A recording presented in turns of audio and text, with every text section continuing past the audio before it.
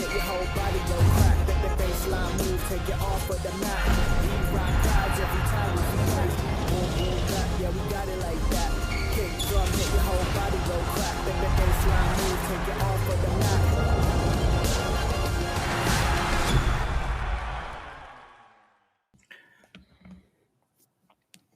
Yes, people, new week, great energy, and welcome to another episode of the Heat Chat. Of course, I'm your boy, Jaydee Dyer, and I'm excited because there's no more time for playing games. There's no more playing around. We're going to find out which NBA franchises are going to stick and those going to twist, as the trade deadline is very much here.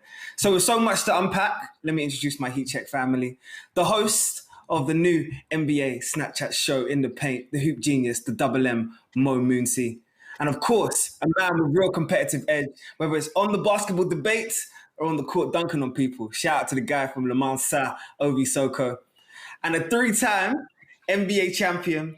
But don't let the smile fool you, people. This guy loves the game to his core, but he knows the X's and O's better than many before. Shout out to the man, BJ Armstrong. My people, yeah, this is a good week. I like this week. Yeah, I know Mo might not like this week, but I like this week. Yeah, I'm showing my colors this week because I'm hearing some very, very good news. But how are you guys, more importantly? I'm good. I'm blessed, good. man. You know, don't everybody speak at once. I'm just worried about Mo right now because there's Marcus Smart trade rumors. Mo is in an uproar right now. You know, the Phoenix Suns are in second place. The Orlando Magic is the headlines of the news. So, you know, it's good. It's life in the NBA. Man, listen. Life is all about life. This is the most quiet I've ever heard Mo. Mo's never quiet like this. No, I ain't trying to talk over anyone. I'm trying to hear what I'm saying. But hear what I'm saying, right? Life is all about highs and lows, ups and downs, the rain and the sun. You know, you got to have the bad times to go with the good times. We're in the bad times right now as Celtics fans, but that means the good times are around the corner. So I'm all good. I'm all blessed because we can't really get much worse from this point, can we? Well, let's actually get into the latest news because there's no point in beating around the bush anymore, Mo. Might as well give it to the people, as you would say, yeah? So look, the NBA trade deadline is only a couple of days away. One potential candidate that could be on a move from the Orlando Magic is forward Aaron Gordon. Look, we see the reports that confirm that he actually requested a trade back in February, but the information is only being leaked now, a couple of days before the deadline. Now, Mo, I need your initial reaction to Gordon demanding the trade. And of course, you're seeing now the links with the Boston Celtics. Well, I'm not surprised that Aaron Gordon's demanded a trade. You know, he wants to be in a big market. First of all, you know, he's got his rap career going on the side and the whole other thing that he does with branding himself with, you know, his off-court endorsements through his great dunk contest performances, but also on the on-court side. I feel like he wants to have the chance to play for a team that's really going to compete in the playoffs. And so he's demanded that he gets traded. He's put a few teams down on the list. Right now, there are conversations going on between the Celtics and the Orlando Magic. Right now, the structure of that deal is looking like Gordon and Fournier in exchange for Marcus Smart and a couple picks. Having said that, though, there are a few other teams in the mix. The Timberwolves are putting together a package. The Portland Trail Blazers are looking at trying to acquire Aaron Gordon. And the Denver Nuggets are also trying to get in the mix as well. So I feel like Aaron Gordon will definitely be on the move because of the way his contract's set up. The Magic really have to move him now or at the very last chance before the NBA draft, when the window opens back up again this summer. But they're going to have to move him, and I feel like it's going to be a deal that goes down to the deadline. Well, now that I've said that, they'll probably trade him as soon as we finish recording the show. But it should be a deal that goes down to the deadline because when you're a team and you're backed into a corner and you've got to trade a guy because his contract's going to expire, you lose your leverage the closer you get to the deadline because I think everyone in the league knows the Magic don't want to hold on to Aaron Gordon. They want to get value for him, but the later they leave it, the better deal they can get in exchange for him. Mo, I need to know how you feel. Do you think Aaron Gordon could actually be a serious contribution on a contending team? He wants that bigger role, but will he actually be able to contribute? I feel like he can. I feel like he's still got a way to develop his game. What we see now from Aaron Gordon isn't the finished product. He's still very young. I think some people forget that. I'd love to see him in Denver, where he could fill in for that kind of role that Jeremy Grant had last season when they made their way to the Western Conference Finals. That four-man that can come in and, really be versatile defensively and play off the ball on offense as well. So I feel like he can contribute to a winning team. Do I think that I would like to give up Marcus Smart in exchange for him? Definitely not. Never in this lifetime or the next. But I'd love to see him in Denver. I feel like that's the perfect fit for him. Sorry, I just want to reiterate your Marcus Smart. Did you say best defensive player in the league? Just asking. It was just a question. Yes. Oh, okay. All day, every day. Say no more. Hey, look, wherever Aaron Gordon finds himself, he's going to be an interesting piece in a contender or maybe a non-contender, no doubt about it. But let's actually move from one lottery pick in this league to a more recent one in LaMelo Ball. And you've seen the reports now that the front runner for the Rookie of the Year will be out for maybe indefinitely for the rest of this season with a right wrist fracture. Now, Ovie, I don't want to bait you out, but you know one or two things about injuries. How do you actually feel like this is going to hamper sort of the Charlotte Hornets' progression this year? This is definitely a big blow, I think, for the Charlotte Hornets, especially for the morale of the team. This is a young guy who's come in. He plays with a lot of flair. He plays with a lot of confidence. And I think that definitely translates into how the team plays. It translates into the confidence that the guys around him are playing with. So from that standpoint, I definitely think they're going to take a hit. However, do they have the talent to weather the storm? I do think they have the talent. They've got guys that played bigger roles last season that I think are probably just going to have to step up again. Malik Monk's going to see an increase in minutes immediately, I think. I personally think he's a player that can step up to the plate. So, guys are all going to have to chip in to make up for what they're missing when he's out there on the floor. But I still think they're in good hands. I think they've gotten into a good rhythm as a team, so they'll figure it out. What you just spoke about there is an interesting point, Ovie. Look, the Hornets have actually eased LaMelo's transition into the league quite well. You talk about Gordon Hayward, obviously, who they acquired in that sign-and trade. And then you think about the backcourt pairing that you was talking about, Devontae Graham, Malik Monk, Terry Rozier. They're all there. They could all contribute. But they sit in the East right now. So are you trying to say going forward you don't see much of that changing, even in LaMelo's absence? I think right now, the way the East is set up and the way the East is going, it could really go in any direction. You've seen Atlanta jump a couple of spots and Boston's dropped a couple of spots, but it really doesn't mean anything because I think between the 4th and 11th spot, there's only a few games between them. So all of that could change with a hot streak. So, I think there's still everything to fight for in the East. There's a lot of teams that are still in the playoff picture. So, yeah. While LaMelo Ball's Rookie of the Year chances might have taken a sort of a slight hit, there's no doubt about it. He's a star in this league. And talking of stars in this league, the NBA gods have paved the way as we sort of talk about the beauty of this game and the people that blaze this game for us to enjoy it. We actually mourn the passing of one of the greats in Hall of Famer and Lakers great, Elgin Baylor. Look, BJ, this is where I'd love to bring you in because Elgin passed earlier this week, but he will forever be embedded within the NBA community. I just want to know, what's your fondest moment of the Laker great? Coming into this league as a young player, I had an opportunity to meet some of my heroes and some of my dad's and my grandfather's favorite players. And I can remember when I met Mr. Elgin Baylor for the very first time. And it was such a thrill and a treat for me. And I remember I went home and I let my dad know, hey, I just met Elgin Baylor. And he was one of the great, great players. And many would consider him one of the first modern players that really had an effect even in today's game. When you think of today's game with a high flyers such as Dr. J, David Thompson, Michael Jordan, LeBron James, you have to trace that all back to Elgin Baylor, his flair, the way he played, the type of athlete, his footwork. And he was just an amazing, amazing basketball player. And having an opportunity to get a chance to know him and, be able to talk to him, and as an executive to, be able to negotiate and things that he had to do in that role as well was a thrill of a lifetime. And as great of a basketball player that he was, he always had kind words. He always treated me with the utmost respect. And I just want to say my condolences are to him, to his family, and all of those people, because he was truly a great inspiration in what he did for the game, what he did for people in the community out here in Los Angeles. He will be dearly missed.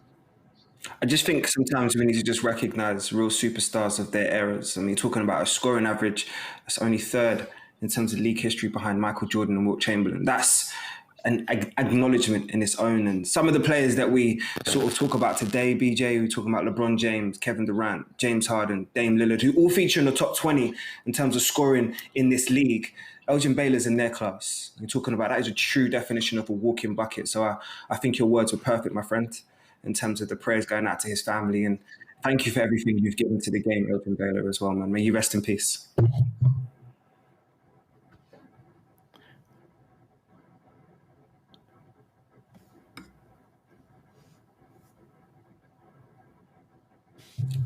And of course, as we've just had a moment for Elgin Baylor, let's dive into Hot or Not right now.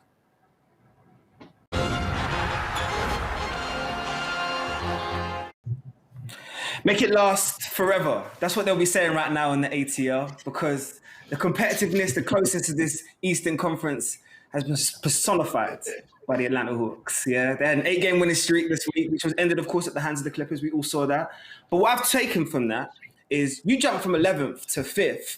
It could prove critical in these Eastern Conference standings. I add to that, obviously, Coach Nate McMillan, which I've liked. Of course, we all know he's an elite coach within this NBA. But most importantly, Mo, no one has had progression like this team. And no one expected this team to be this quick. So my hot take actually is they will cause an upset when they finish in the Eastern Conference standings, no matter what. And I've got them at least making it to the second round. What do you think? Well, I'm going to counter your hot take with a hot take of my own. With the amount of love each week that Jaydee Dyer shows to the ATL, I believe the Atlanta Hawks need to raise a Jaydee Dyer jersey in the rafters at their arena, because there's no one showing love to the ATL quite like JD is right now. And with good reason too, the Hawks are flying high. Ever since they made the coaching change, they're 8-1 now. They went on a nice 8-game winning streak. The bit that stands out for me, though, is they've had the second best defense in the NBA ever since they made that coaching change. And this is a team that has Trae Young at the point guard, which can be easily exploited on defense. But they've been playing great team basketball. Now, can they make an upset in the playoffs? The Eastern Conference is looking better than it has in a very, very long time. Of course, you've got Brooklyn, you've got Philly, you've got Milwaukee, you've got Miami, who are making a run of their own as well. But I do feel like the Atlanta Hawks could have something up their sleeve. Now, not only have they been playing great basketball, we're talking about the trade deadline coming up in 2 days. Now, they're trying to move John Collins because they don't want to extend his contract. John Collins is possibly going to be one of the most valuable free agents come this summer in the offseason, even though he's a restricted free agent. A couple teams are interested in getting him. But then I'm thinking about it like this. Now, this is just based on what I'm thinking right now. This is not from anyone inside the Hawks organization, but they're fourth in the East right now. They're looking to make a push. They have some pieces that could be used in a trade to acquire some more talent. If they're giving out John Collins, you got to think they've got a bunch of other young guys. They've got guys like Cam Reddish. They've got guys like DeAndre Hunter. They've got Kevin Huerter. These guys hold significant value. The Hawks could actually end up being buyers at the trade deadline, and we could see them shake up their team, because you got to remember this. In the NBA, there's always a domino effect with trades. You know, once one team comes along and makes a big splash at the trade deadline, you'll see a flurry of trades happening minutes afterwards. So, you know, I'm just saying there's an outside chance that the Hawks could do some restructuring and could make a splash for someone to even more improve their roster. And even if they don't, look at the way they're playing basketball right now. They're looking like a top 4 team in the East. And, you know, the way they're playing and the momentum they're building in the second half of the season where other teams are dropping off, man, I really like what I'm seeing from the Hawks. Momentum is everything. And Mo said it right there. But Ovie, I need to understand your perspective, because a lot of people are talking about the East Coast and talking about the offensive prowess. We see the headlines about the Brooklyn Nets. We see the headlines about Giannis and the Bucks, and of course the 76ers. But most people aren't actually paying attention to what ATL were doing on the other side of the ball. So when the game slows down in the postseason, Can you agree with this hot take? Are they about to cause an upset in the East? I think the East is looking a lot better than it has in a while, and they're playing really good basketball. But then I think there's a couple teams that we can look at in the East that I think are playing good basketball, and especially there's more of those teams if you talk about teams that have been playing basketball in short good stretches. So we've seen the Wizards have had short stretches, even though they've not been able to put it together, and sometimes it hasn't turned into wins. They've been in a lot of close ones. I think the Pacers, they've had a lot of close ones. I mean, they've been playing in short stretches. And the Raptors, you know what I'm saying? Like you can't sleep on them. They're not out of the picture. They've been playing in short stretches very well. So I don't know if these guys, this is the new Hawks team that we're looking at, because they haven't been able to, especially the way they're playing defensively. They're not known for that. But they've got a new coach in there. They're clearly excited. And this is a team that they know they can compete. But at the end of the day, I think the top 4 teams in the East for me, I put them in sort of a couple levels above the second half of the playoff picture in the East, in my opinion. So, I can't really see any upsets with those teams in the top half. I think all of the teams in the West that will make it to the playoffs, that's probably a lot more of it's much closer. Do you feel me? Out in the West, I feel like you'll possibly see more upsets on that side rather than the East. I think the top 4 teams are just clearly stronger than the rest in the East, and you see that even in the standings. So yeah. I've got a question real quick. Ovie, where you go from me, Mo? Where you go? I'm curious, right? I'm curious. At what point are you willing to give up on the Toronto Raptors? These guys are on a 9-game losing streak, and they sit 11th in the Eastern Conference. I said, do you think they're going to turn this around? Bro, I'm saying they played for short stretches. They played well. And you've seen that for a couple teams over in the East. We saw how slow the Miami Heat. They started off absolutely terrible. They started off horrible, and I think we even spoke about it earlier on in the show. And I was like, no, give them time. Like they've got the core, like things will work out. They've got enough pieces. Yeah, okay. Like the difference in games, it's not that much to where, okay, you have to be playing good basketball all the time in the East. Everyone's that close. It's a few games between the playoff spot and being in the 11th spot in the East. You know what I'm saying? So really, if you look at it from that perspective, you got to say, okay, all it takes is for any team to get hot for a short amount of time, and they can make it into the East. They can make it. It's not a shot that's just far gone. Do you feel what I'm saying? No, I hear what you're saying, but there is a difference between having a losing streak at the start of the season when you're coming off an NBA Finals appearance and you only had 1 month to rest, and having a losing streak after the All-Star break when you're heading to the playoffs and you're probably looking like you're going to trade Kyle Lowry to Miami later this week. Do you see what I'm saying? Okay, about the but even 9-10. Okay, take the Raptors out of it. Even 9-10. They're not out of it. Do you think the Bulls and Pacers are completely out? They're not out of it. So, like, that's my point. All it takes is for any one of these teams from the 4th, well, not 4th, probably like 5th through 11th, I think, to go on a short hot streak, and any of those other teams to go on a losing streak, and it can change everything immediately. Next 3-4 games. So, okay. Yeah, no, I hear you, innit? Like any sport in any league in the world, you can go on a winning streak, you can go on a losing streak. I was just curious about the Toronto Raptors in particular, because most people now are talking about them tanking. And you're just, you know what I'm saying? Like, you haven't given up. And you're the first person I've heard that given up on the Raptors. I don't want to go to I don't want to go to I got love for Spicy P. Don't worry about me. I was just curious, that's all. I just want to know when you're ready to give up on them.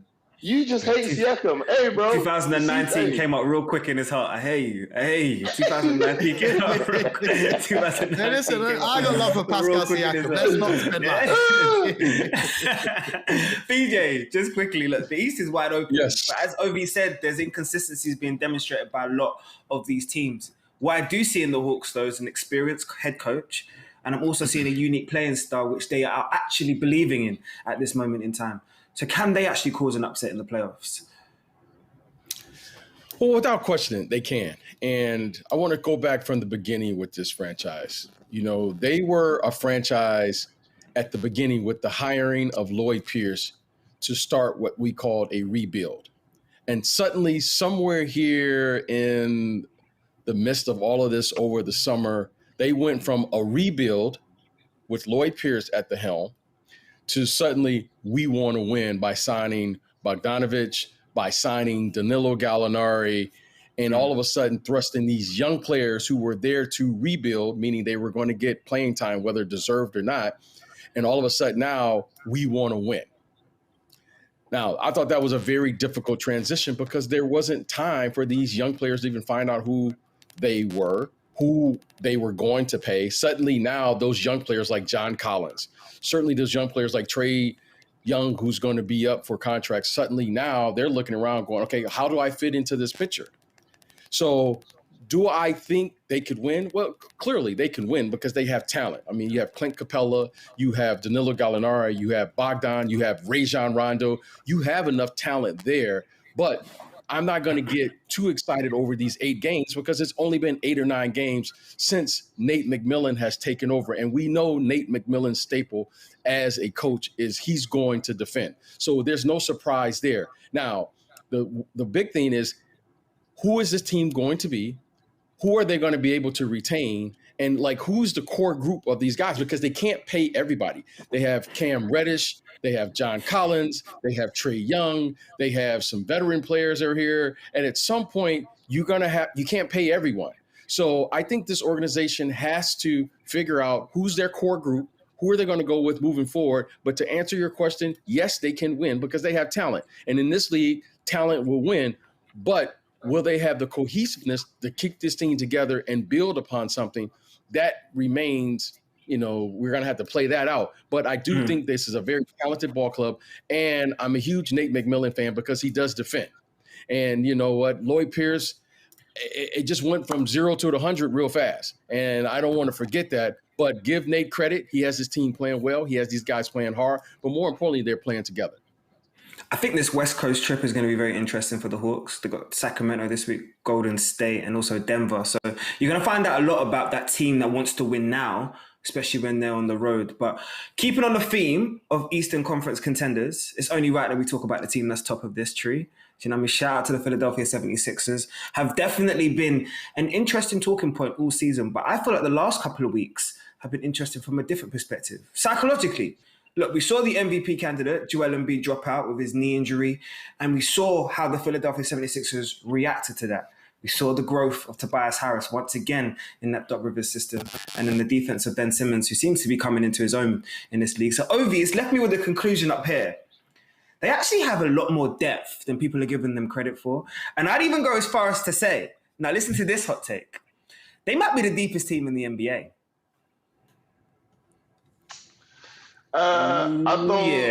Here we go. They're definitely up there. I would say they're 100% top 5. And I think where we see their depth a lot of the time is because they have multiple guys that can play different positions. And when you have that, you can move guys around the floor. You can play with lineups, play with matchups, which is what the 76ers are able to do. They definitely have a couple of guys, specialty players, Steph Curry, Danny Green, 2 high-level shooters like that, which I feel like is a luxury. And the way Tobias Harris has been shooting the ball, he's come along. So, I think they have depth as far as what people are able to do. Player-wise, actually having depth, I don't think maybe they're as deep as you're talking about, but I see where you're coming from. I think it's the versatility that gives them depth. So I would say they're top 5. I don't know. I wouldn't give them the deepest team in the league. Nah. BJ, I can only judge a unit when they're given the responsibility, and I've seen it this week. I've seen Ben Simmons sit out, I've seen Joel Embiid sit out, and I've seen other role players that people have questioned in this league step forward and say, I'm going to take responsibility. That, for me, is the biggest indicator of depth. But do you agree with the hot take? Are they scary in terms of that depth in the Philadelphia right now? The Philadelphia 76ers are interesting because Philly, unlike most teams, they have a style of play that contradicts what we've come to watch when we watch the modern NBA, pace and space. The Philadelphia 76ers, actually, they play through the post. Think about what I'm saying, guys. In 2021, the Sixers, with perhaps maybe when you might want to say Denver, actually play through the post. They play inside out basketball. So the thing that's interesting about them that has created this depth or winning culture is they defend as a group, and they actually control the tempo of the game by playing through the post, which allows them, if a player goes down like Joel Embiid, then suddenly Tobias Harris just slides over to the post, slides over to the mid post. They're not a team that depends on just shooting. They shoot threes just like everyone else, but they also do it, or they do it a little different. They make sure that they touch it in the post, which allows them to control the tempo of the game. And the staple of this team is they defend, guys. A Doc Rivers team is a team, and that's been a staple of his ever since I've known Doc when he was a player. He is always going to defend when he played. His teams are always going to defend and give multiple efforts on the defensive end. So I think they are one of the deepest teams that can win minus a star player. You're seeing now the Lakers are down, not one, but 2 stars, and you can see how it can affect it. But with this team, because they do defend, defense allows them to be in these games, to allow them to continue to compete, and their style of play allows them to move players around, in particular because they're doing it from the post, unlike most teams in the NBA. See, now this next one, Mo, for you, I'm interested to hear how you sit on this, because we've had discussions beforehand, and I've heard who you've given your opinion has been the deepest team in the NBA. But I'm giving you an opportunity just before the trade deadline to see if you're going to make a change or state who you believe is the deepest team. Because I'm saying right now, I actually do believe it's Philly. What about you?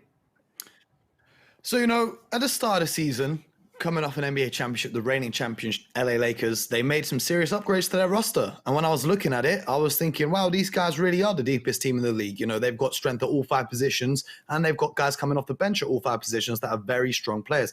However, as BJ said, without Anthony Davis and now without LeBron James, that's really going to be put to the test. And I've been pleasantly surprised by what I've seen from the Philadelphia 76ers. I want to give a special shout out to my guy Dwight Howard, who was knocking down jump shots the other night, just showing off that Philly depth, just showing off that versatility. He's been in the lab. We've been shooting the jump shots. So what I really like from the Philadelphia 76ers, just to continue what BJ was saying about defense, is they've got size, they've got length, but they don't have to compromise on speed. Because when you play Ben Simmons at the 1, and then you've got a guy like Matisse Thybulle who can come in off the bench. And if we're talking about all players in the league who come off the bench and play defense, Matisse Thybulle is right up there with the best of them, even though he's still a very young player in this league. And then you've got guys like Tobias Harris, who he's not a bad defender. He's known for more of his offensive side, but he can hold his own on defense. Joel Embiid, when he's healthy and he comes back, he's going to be a monster force protecting the rim.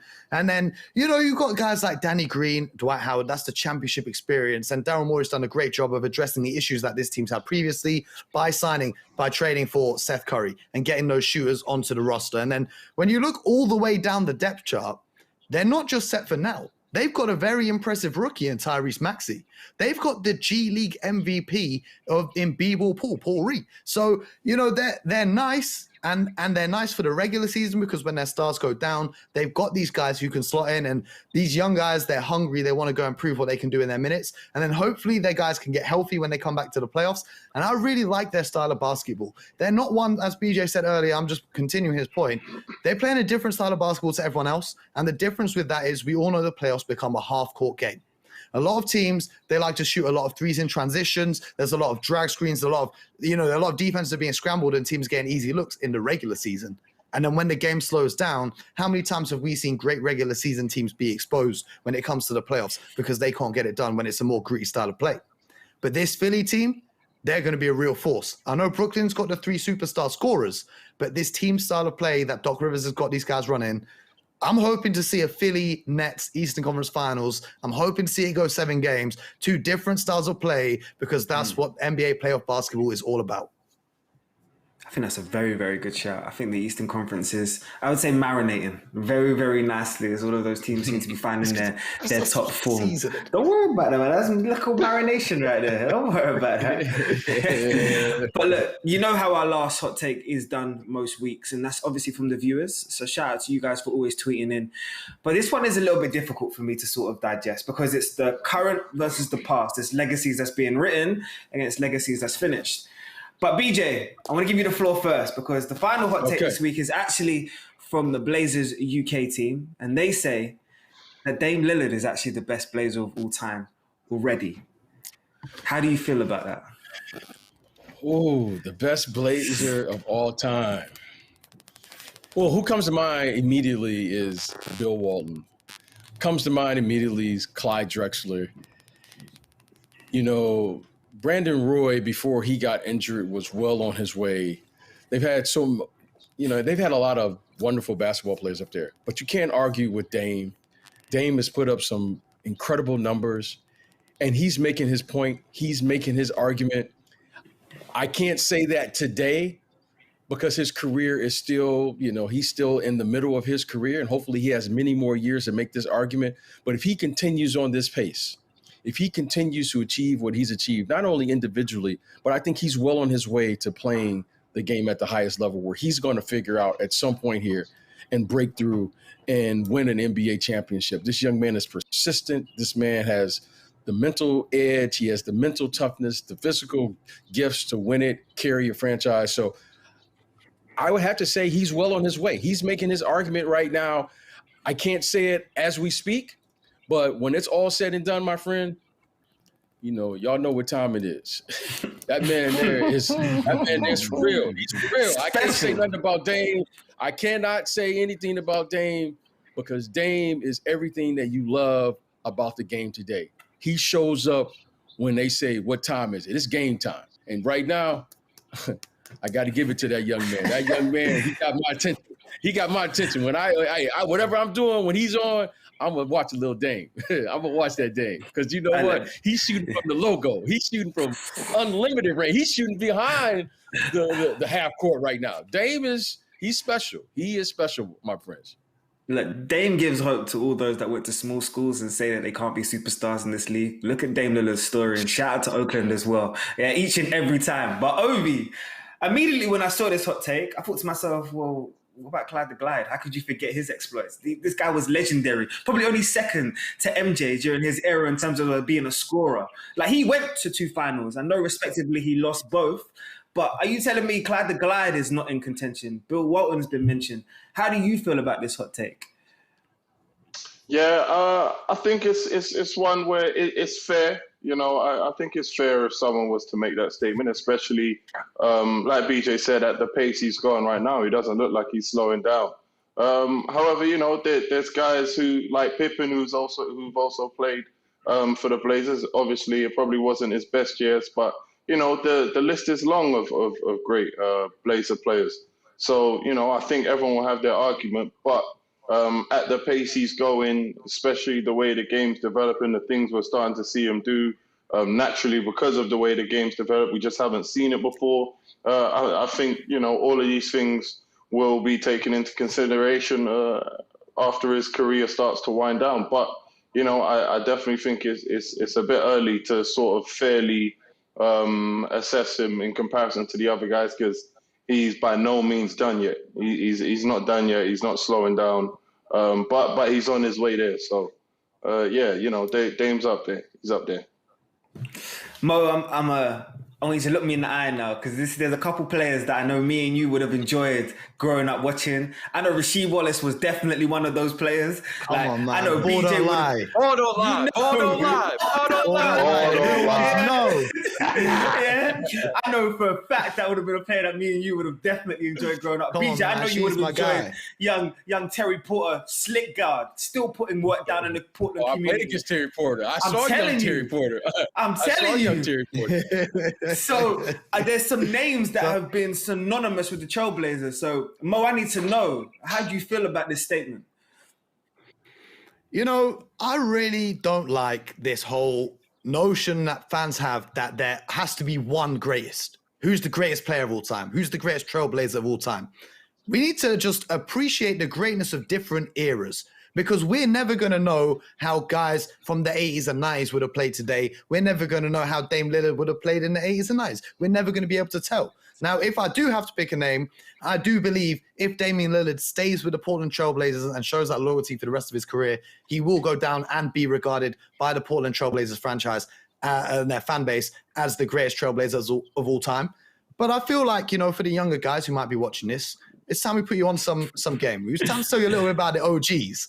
First of all, Bill Walton, one of the waviest personalities from all around the NBA, delivered a championship to Rip C back in 77, and a year that they won a championship, he was a monster. Obviously, his career was riddled with injuries when he came out of college. So if he had never got those injuries, we would have seen multiple championships for him. But, you know, he came out, he was putting up, 18 points, 14 rebounds, 3 blocks, and leading that Portland Trailblazers team. If you don't know about Bill Walton, he's got a really interesting story. You guys need to go check that out. But then, of course, as you mentioned earlier, Clyde Drexler, who, until Kobe Bryant came around, was regarded as the second best shooting guard of all time by a lot of people.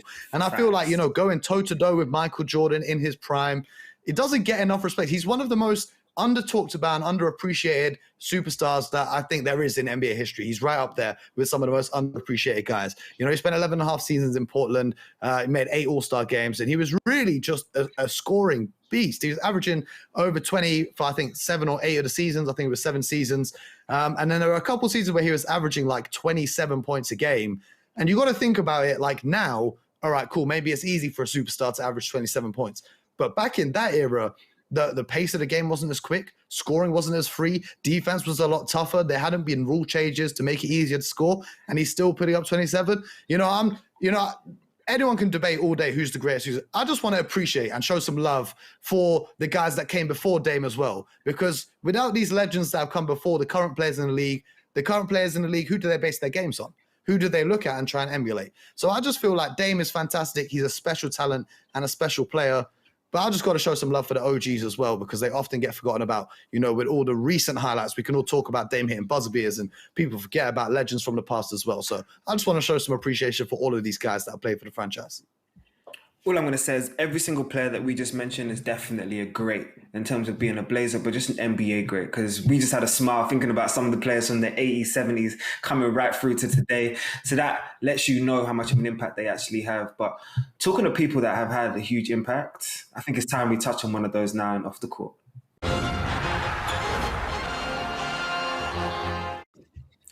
It's time to give it up to the OGs in this league, because look, as Mo just said, they paved the way. Look, yes, basketball has changed. We understand that. But one thing hasn't changed. That's the heart, dedication, and love you have to give to this game. So I need people to really understand. When we talk about OGs, there's a certain level that we give people when they graduate to an OG. And that's because they give something to us. And that's appreciation. Kevin Garnett appreciates this league right now. And he actually turned around and said it, not just with his words, but with his chest. He turned around and let his peers know, you won't be able to keep up in today's game because the game is in a great place. And most of these guys will probably put you in a spin cycle. But no, there's one great thing about KG that everybody will always say, and it's beyond the accolades, it's beyond the championships, it's beyond the 21 years that he gave us. He epitomizes what it means to love this game. So shout out to you, the big ticket. This is your moment.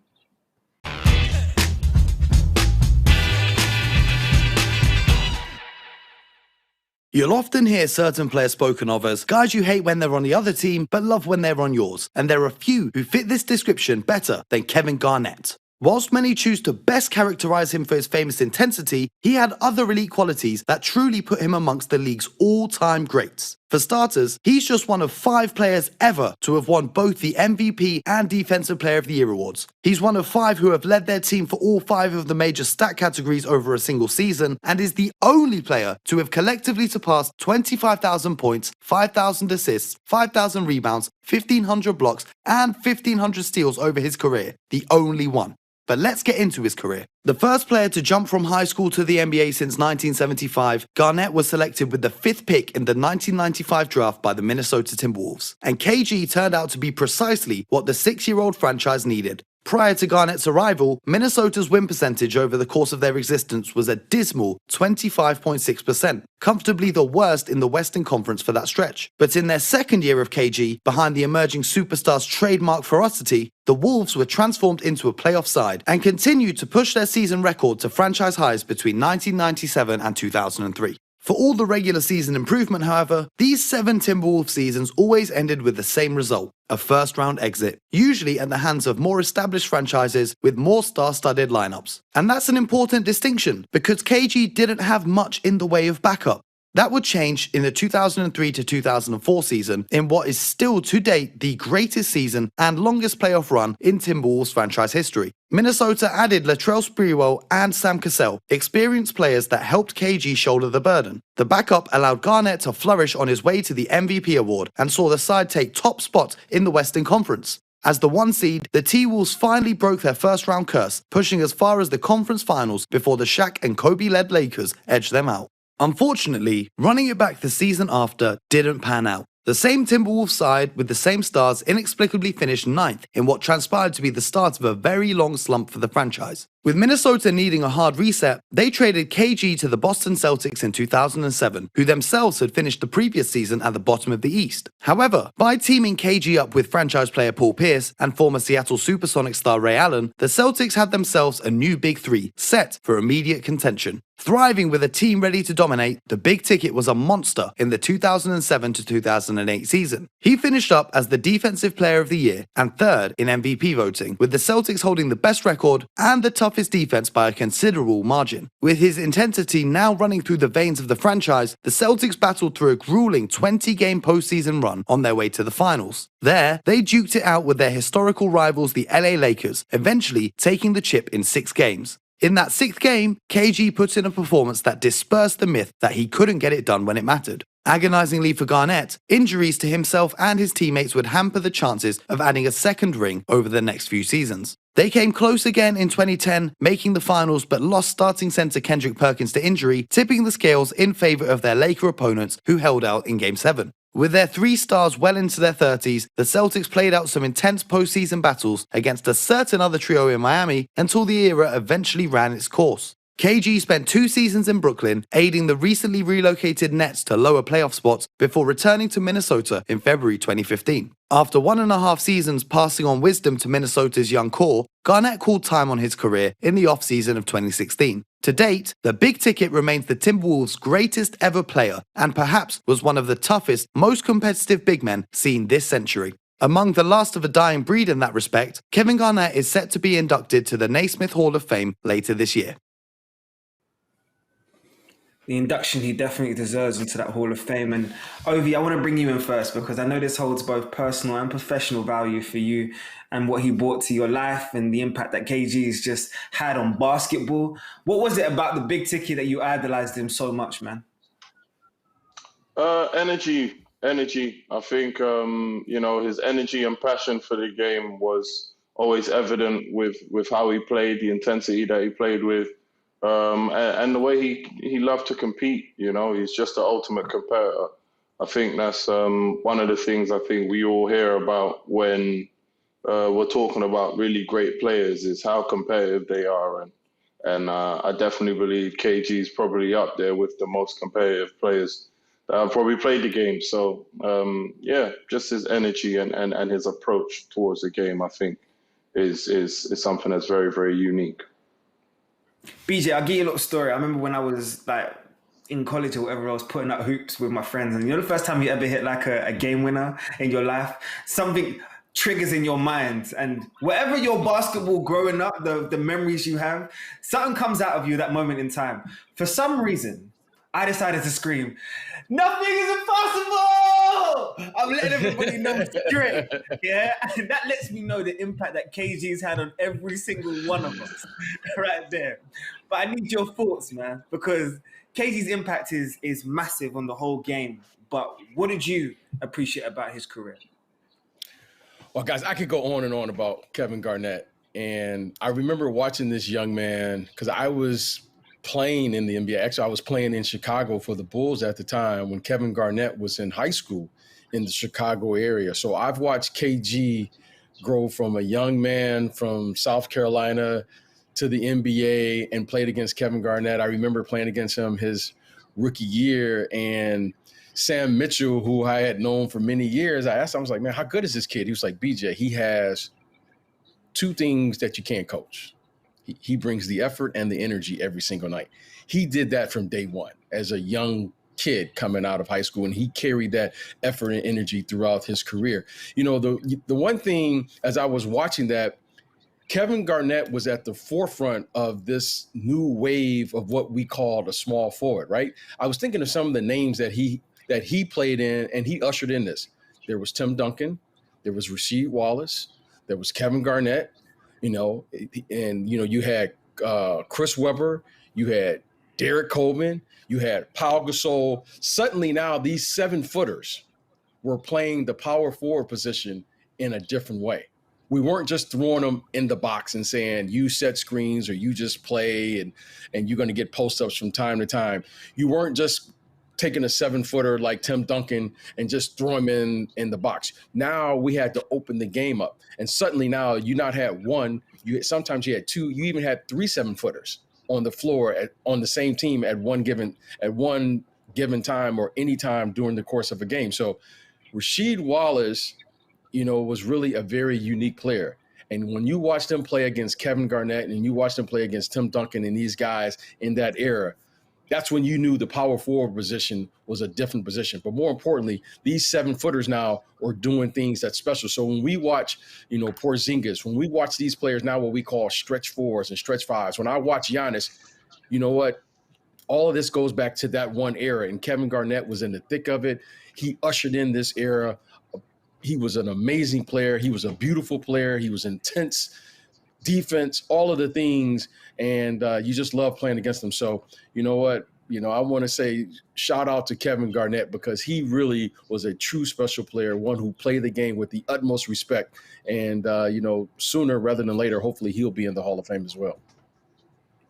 Man, 100%. And Mo, I just want to come to you as well, because this is one of the definite common grounds that you and Ovie would hold, because of the value that Ovie holds him in terms of being his favorite player. And you would have seen him sort of win a championship for your beloved Boston Celtics. Talk about the impacts in sort of KG and what he had down in Boston. Hey man, I loved KG even before he was with the Celtics. In fact, this is from back when he was with the Timberwolves, from back in those days there. So, you know, I've been a fan of KG from early, because anyone who has that level of passion when they play the game of basketball, that is the way to play the game of basketball. And the other reason I respect Kevin Garnett so much, what he had and these new cats don't have, he had loyalty. He stayed with that franchise. He didn't even want to be traded, and then he eventually left via trade. He could have run off and become a free agent and gone and chased rings elsewhere and teamed up with other stars, but he didn't. And he was still great. And, you know, he did fantastic things. And then when he did win that championship in 2008 and he screamed out anything's possible, man, I was in year 8 at the time. I think I was like 14.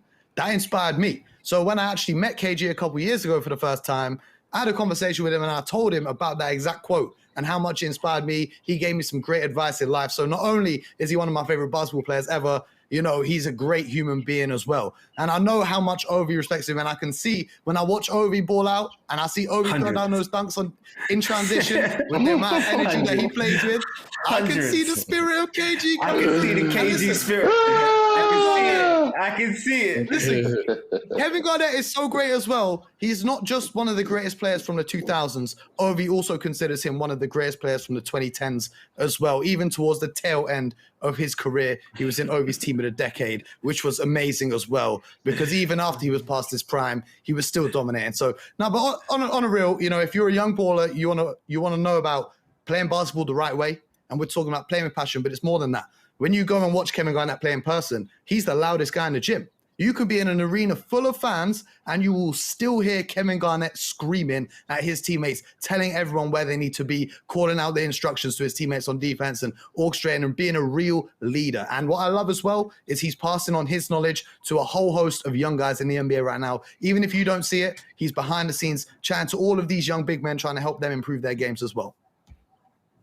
Man, anything is possible. That's what I'll forever say about KG, bro. He's just, and the thing is as well, people don't realize how much he's helping these young players in the league secure generational wealth, because go and do your research into his deal. Go and do your research into what was a record at that time and how that changed the collective bargaining agreement and seeing generational wealth within the NBA. So again, Kevin Garnett, we cannot thank you enough for your impact on the game.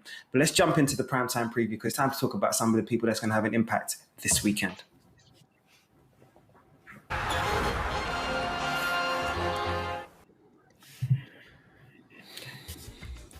So an interesting game this weekend. The impressive Phoenix Suns, as we spoke about earlier in the show, who since being in the bubble have shown an incredible job behind Monty Williams' great coaching, and of course that man right there, Devin Booker. And they go up against the Charlotte Hornets, who, for all intents and purposes, are still strong contenders in the Eastern Conference. 6 p.m. Sky Sports Arena, Sky Sports YouTube as well for my streaming people out there. That will be available for you. So if you look, it's your Phoenix Suns. So I want to come to you first. Look, arguably the most impressive team out West right now. I would turn around and say you're still 20-5 since last January. But how are you feeling heading into this weekend, man? Feeling pretty confident, to say the least. You know, we're playing good basketball. No, but you know, the team loves playing with each other. I feel like everyone's bought in 100%. And you know, I think we might be a piece away from doing, you know, some really serious things. But, you know, nonetheless, we're in great position. I think it's going to be a really fun game to watch. You know, these are two teams that I think have newfound confidence. They're two teams who, you know, seem to have found a new breath of life, you know, within the organizations. And they're two very hungry teams. So I think they're both going to be going in there, you know, trying to win, expecting to win. And they're both going to be playing off each other, which is really fun to watch when the teams are moving the ball like both of these teams do. So I think it'll be a fun matchup. However, I think, you know, with LaMelo Ball going down, the Suns, you know, we might be a bit too much for them. So I like the confidence. You're having a different energy right now in Phoenix. That's what I like. See the energy. You like the energy.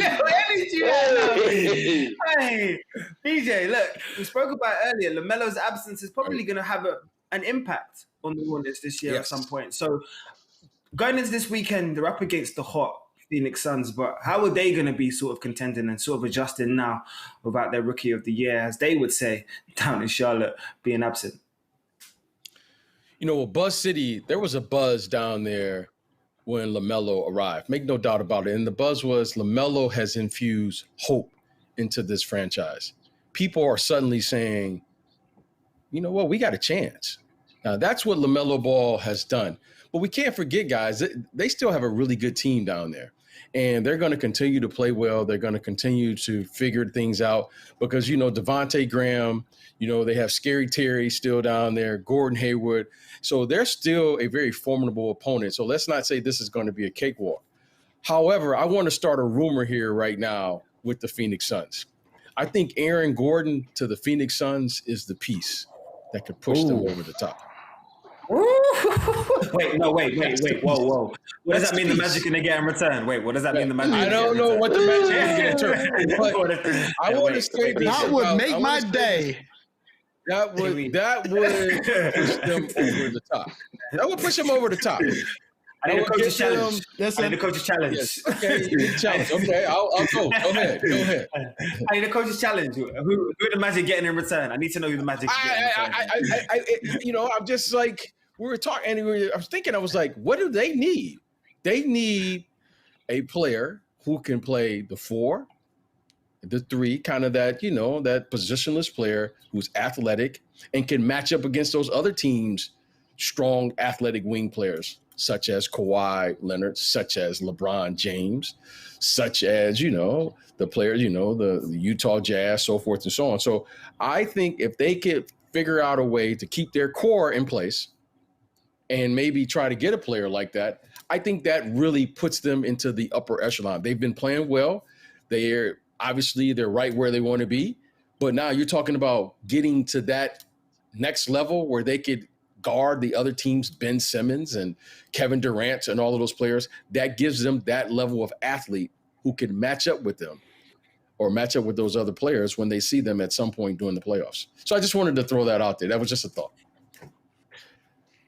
I'll let you off. You're the super agent on the show. I'll let you off. It's all right. I see you. You know what though? I was just going to say, talking about those athletic wings that can defend, we got to show some love for Bridges, who's been playing fantastic defense for them all season. And also the signing of Jay Crowder as well is going to be huge when it comes to crunch time in the playoffs because he's got that experience as well. So, the way Phoenix is set right now, I feel like I don't even know if they need to make any moves. And listen, I know we banter and go back and forth, but Ovie, my brother, I'm so happy for you. For the first time since I can remember, you have a basketball team to be excited about, and I hope you're making the most of every single game this season. I'm making the most of it. Days are looking a bit brighter these days. The air smells fresher. I love it. It's just one of those years. I'm feeling good. It's late in the season, and the Phoenix Suns are in second place. That's to be honest, at that moment right there, that's a hot take in its own. It's late in the season and the Phoenix Suns are in second place. There was something different in the bubble. You guys were clearly getting a different type of food, a different type of hotel living. You were different. You came out there different. Yeah, and I just love it. Look forward to it. I think we gotta give credit to Mooncey though, head coach. I think it's the culture. It's the culture. He changed the culture around down there. We really have to give credit to him because I think the pieces were there prior to. However, it was just something about what was going on down there, whether they weren't fully bought in or, it was like you could see Booker was this great player over here and, you had a big man over here and then it was just all over the place. But yeah, without getting too drawn out, definitely got to give credit to the head coach down there, man. It's going to be interesting. One more thing that's definitely interesting is RMM, Hoop Genius, has a new show that we definitely need to talk about as well before this ends this weekend. So shout out to Mo with In the Paint Saturday. You can catch that available on Snapchat all week. But yeah, shout out to my guy right here. And I'm guessing that's one of your best pictures that you got right there. I like that one frame, yeah? How long does it take you to work on? Give them a little bit of sauce. But listen, now for real, mad love to everyone who's already watched the show last week when it launched on Saturday. If you haven't seen it yet, go on Snapchat, search for In the Paint, swipe up on that and subscribe to it because this week's episode is going to blow a lot of your minds. This week, the trade deadline's coming up. So we're talking about 5 of the biggest trades in NBA history that almost happened. I'm talking about trades that could have sent shockwaves around the world. I'm talking about, did you guys know that there once was a time, BJ, before you even came into the league, that Mr. Michael Jordan himself was supposed to play for the LA Clippers? I'm going to be telling the story about that and a whole lot more. So make sure you subscribe to In the Paint on Snapchat. Where do I sign up? Where do I sign up? Yeah, I need to sign up. I need to find that. We got to get BJ. Get on the Snap, BJ. We're going to make sure you're on the Snapchat. Okay. Download Snapchat, swipe up and subscribe. That's what it's about. Mo, quick question before we leave. I know I'm not even allowed to get the exclusive. Please tell me you touch on the Chris Paul trade. I don't even want to spoil it, but please tell me you touch on the Chris Paul trade. Oh, yeah. That's the starting point. But when I tell you, we start with the Chris Paul trade to the Lakers that fell through, but the rest of them after that, bro, it's going to blow your mind. I'm telling you. Some gems from NBA history that are going to change your perspective on a lot of things.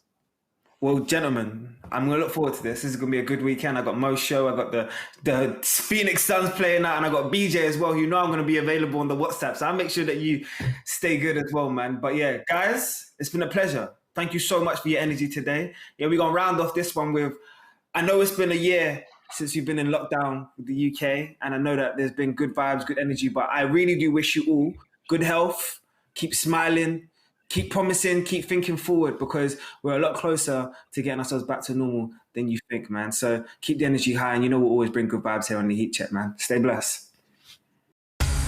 Sky Sports. Feel it all.